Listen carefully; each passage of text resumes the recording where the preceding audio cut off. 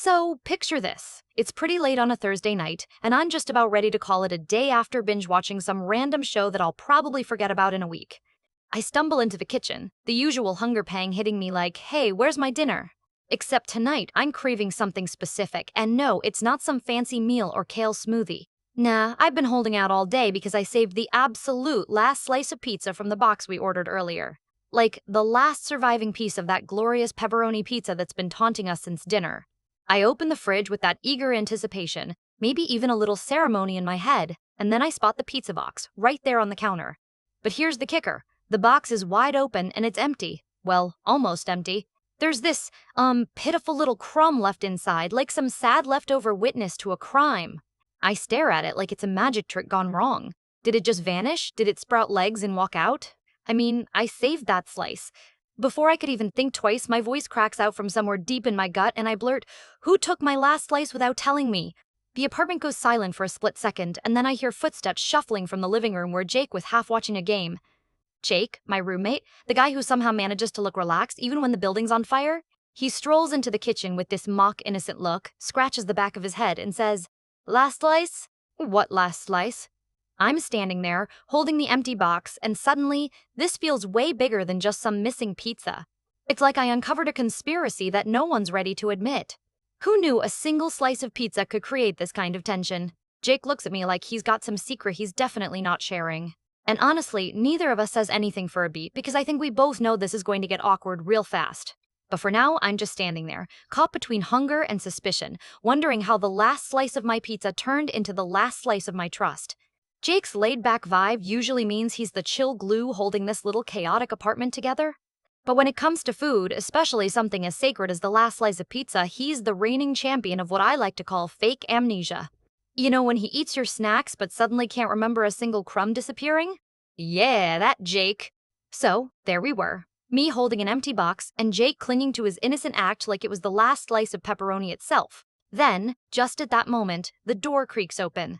Sarah walks in, a big grin on her face that instantly tells you she's either about to solve a mystery or stir one up. "You guys look like you're in the middle of a serious crime scene," she says, scanning the scene like a detective on a true crime show binge. "What's going on?" I throw her the short version, emphasizing the last slice, bit like it's some legendary treasure that's gone missing. Sarah's eyes light up. She's totally invested now. "All right," she declares, "Operation Pizza Slice Rescue is officially underway." She pulls up a stool, ready to help me dig through what's starting to feel like a full-on pizza drama. And honestly, it's not just about the pizza anymore. It's about trust, or the lack thereof, in our shared kitchen kingdom. Because when you live with other people, food isn't just food, it's a symbol of respect.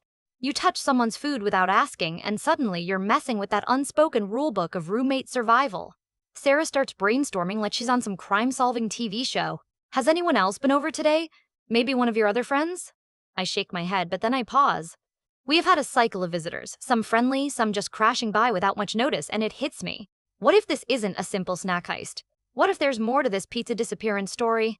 Jake, meanwhile, is perfecting the stunned, "I have no idea what happened" face, which I'm pretty sure is his go-to move when the fridge gets raided. "You're really going to make me go through a whole interrogation for one slice of pizza?" He mumbles, trying to play it cool but clearly half amused. Sarah leans in. "It's not just the slice. It's about respect and boundaries, like, you don't eat someone's stuff without telling them kind of boundaries." I nod along, feeling the weight of that. Because, yeah, it's about the pizza, but it's also about sharing this space without feeling like you have to guard your food like it's a national monument. Out of nowhere, Jake adds, "Or maybe this is just a really elaborate prank and you're imagining the whole thing." I laugh, but then, that actually stirs this weird curiosity in me. What if someone did set me up? Or what if the slice was never there to begin with? Could I really have forgotten eating it? Sarah suggests we retrace our steps, turning this pizza mystery into some weird detective game. We start piecing together the timeline, when the pizza arrived, who was here, who was hungry, who was suspiciously quiet around dinner time. It's like a montage of awkward roommate moments, from Jake accidentally eating my snacks and blaming the dog to my own forgetful tendencies that sometimes made me question if I ate things in my sleep. Sarah points out funky patterns too, like how the pizza boxes seem to keep disappearing faster when Jake's had a stressful day. As the three of us unravel all this, Jake finally gets this smirk on his face and says, "Fine, I might have taken the slice, but only to test your patience. You're so predictable when it comes to food." He holds up his hands, half in defeat, half in a peace offering, like a cat caught stealing but acting like it's all part of some master plan. That rolls us all into a silly standoff loaded with sarcastic glances and playful insults about who's the worst thief in the apartment. But just when I'm about to accept Jake's confession and call it a night, Sarah drops something that makes us freeze. Wait, did you guys check the freezer? My brain clicks. We did have another pizza box stashed away in there, right? Could there be a bigger pizza mystery fueling this whole episode? And suddenly, the hunt for the last slice feels way more complicated than I ever imagined. Jake's smirk was infectious, like he'd just pulled off the ultimate prank, but there was that mischievous glint in his eye that told me he loved every second of this ridiculous pizza drama. Testing my patience, he said, waving his hands as if that justified stealing my last slice. I couldn't help but laugh, even though my stomach was still doing somersaults. I mean, who even thinks of their roommate's hunger as some kind of emotional experiment? Sarah wasn't buying his act of contrition so easily. She crossed her arms and raised an eyebrow. Testing patience? Dude, this isn't med school prep, it's pizza. You don't test pizza patience. Jake shrugged, still grinning. All right, fine. Maybe I just wanted to see if you'd crack. Spoiler alert, you almost did.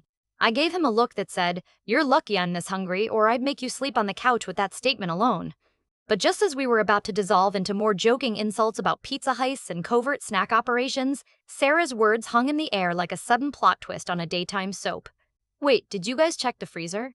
The three of us turned towards the freezer like it was hiding the secrets of the universe, and well, maybe it was, at least for the night. I jogged over and yanked the door open, the cold air hitting my face like a frosty slap of reality. Inside, tucked behind some frozen veggies and a container of mystery leftovers that probably had their own little ecosystem growing inside, sat another pizza box. But, and here's the kicker, it wasn't just any pizza box. It was one of those little personal-sized ones, the kind you grab when you want to avoid sharing or confess wars over pepperoni and cheese distribution. My mind was racing. Had we forgotten about this pedestrian little pizza sitting in the frozen abyss while the big, glorious pie disappeared in the living room fridge? Jake stepped forward, peering inside with mock seriousness. So you're saying the mystery pizza morphs into a frozen pizza? How did we miss this in the middle of our great detective work, Sherlock? Sarah nudged me with that grin of hers, the one that says, "See? Sometimes the simplest answer is right in front of you." Except this time, the answer was cold, crusty, and maybe a little disappointing. I grabbed the box, and it felt like the climax of some epic quest. Only instead of discovering a treasure chest, I found frozen disappointment. But the real question was, did this frozen pizza hold clues to our missing last slice, or was it just another layer of roommate culinary chaos? Just as I was about to peer at the box for some kind of clue or divine hint about who the real pizza thief was, Jake's phone buzzed. He pulled it out, squinting at the screen, then looked up with mock horror. "Guys, we've got incoming. Sarah's friend just texted she's dropping by. With actual pizza." The mood in the kitchen shifted instantly. A new player in the pizza game meant the stakes might rise or finally get resolved. And just like that, what started as a petty food fight was about to get way more interesting. We exchanged glances, waiting to see who would make the first move when the doorbell rang.